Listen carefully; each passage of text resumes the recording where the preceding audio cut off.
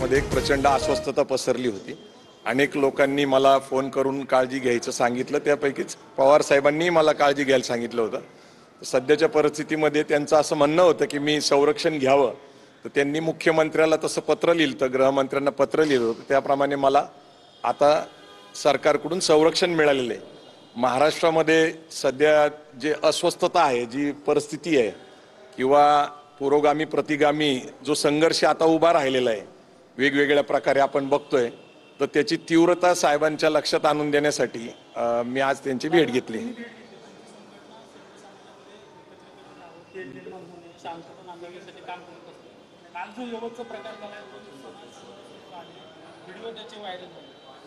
नाही, एकूणच तुम्ही जर महाराष्ट्रात आणि देशात बघितलं तर वेगवेगळ्या जाती समूह धर्मामध्ये संघर्ष उभा राहिलेला आहे आणि हा काय अपेक्षित नाही। लोकशाहीमध्ये निश्चितच लोकशाहीमध्ये वेगवेगळ्या समुदाय आहेत, वेगवेगळा आपल्याकडं धर्म आहेत, तर यांच्यामध्ये आपापसात संवाद असला पाहिजे। पण सातत्याने 2014 नंतर महाराष्ट्रामध्ये जात वर्ग धर्म यांच्यात संवाद राहिलेला नाहीये आणि मग अनेक कारण आहेत त्याच्यामध्ये वेगवेगळ्या प्रकारचा द्वेष पसरवला जातो आणि समाज माध्यम जी आहेत, सोशल मीडियाचे पोस्ट असतील, त्याच्यातनं पसरणारा द्वेष असेल, त्यामुळे मला असं वाटतं की प्रत्येक नागरिकाने आणि कार्यकर्त्याने जबाबदारीने सोशल मीडिया वापरली पाहिजे। आपण कुठल्याही माध्यमातून बोलत असेल, लिहित असेल, तर त्याच्यामधून कुठल्याही इतर व्यक्तीला दुखावलं जाणार नाही आणि जिथं की शांतता प्रस्थापित झाली पाहिजे अशी आमची भावना आहे। दादा, या सगळ्यानंतर आता दोन संभाजी ब्रिगेड एकत्र येण्याची प्रक्रिया काल सुरू झाली असं बोलण्यात काय आहे नेमकं आता ते काय?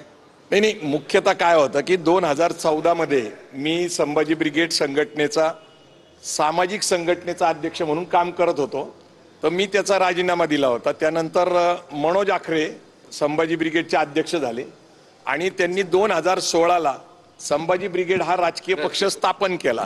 मुख्यतः संभाजी ब्रिगेड ही राजकारण विरहित तरुणांची युवक संघटना आहे, जी शिवराय फुले आंबेडकरांच्या विचाराचा प्रचार प्रसार करते।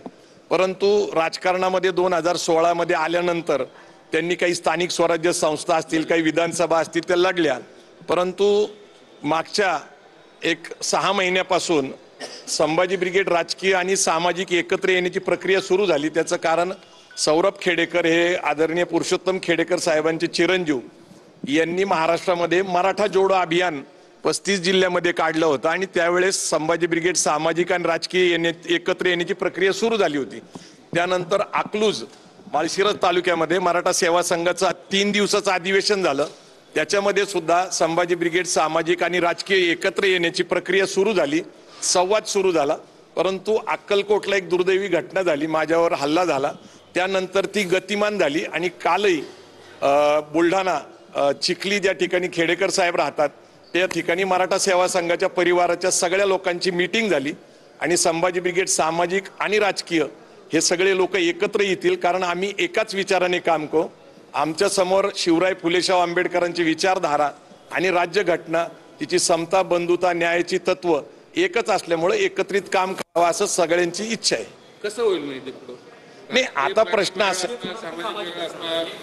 नाही, आता कसं आहे की मराठा सेवा संघाच्या परिवाराचा एक भाग म्हणजे संभाजी ब्रिगेड आहे, जिजाऊ ब्रिगेड आहे, महात्मा फुले इतिहास संशोधक मंडळ आहे, सहकार परिषद, असे 32 कक्ष आहेत। तर त्याच्यातली मुख्य बॉडी जी आहे ती मराठा सेवा संघाची, त्याच्यामध्ये आदरणीय संस्थापक पुरुषोत्तम खेडेकर साहेब आहेत।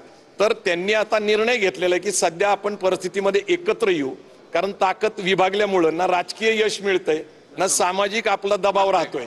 तर सांस्कृतिक सामाजिक दबाव हा संभाजी ब्रिगेडचा मूळ विषय आहे आणि राजकारण विरहित संघटना ही जी त्याचं मुख्य उद्देश होता।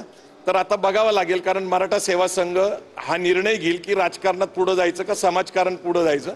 परंतु राजकारण हे गरजेचं आहे, परंतु राजकारणामध्ये यश मिळण्यासाठी संभाजी ब्रिगेड राजकीय पक्षाला आजपर्यंत जो बघितलं यश न मिळाल्यामुळं तेव्हा काही पुनर्विचार होऊ शकतो।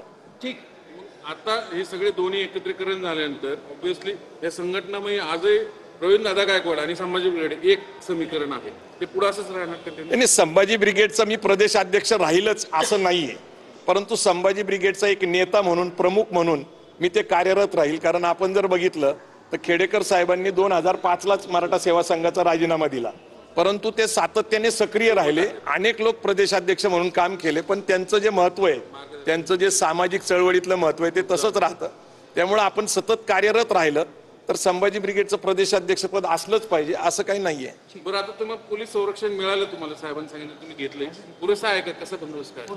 नाही, पुरेसा बंदोबस्त आहे आणि तसं काही काळजी करण्याची परिस्थिती नाहीये. बहुजन समाज माझं संरक्षण करण्यासाठी समर्थ आहे, परंतु एक व्यवस्था असते लोकशाहीमध्ये. तर त्यांनी साहेबांच्या पत्राला विनंती म्हणून त्यांनी केलं होतं, तर त्याप्रमाणे मला आता संरक्षण मिळालेलं आहे. बघू आता काय होतं. थँक्यू. जय. संभाजी ब्रिगेड राजकीय सामाजिकरित्या एकत्र येण्यास सुरुवात झाल्याचं यावेळी प्रवीण गायकवाड म्हणाले.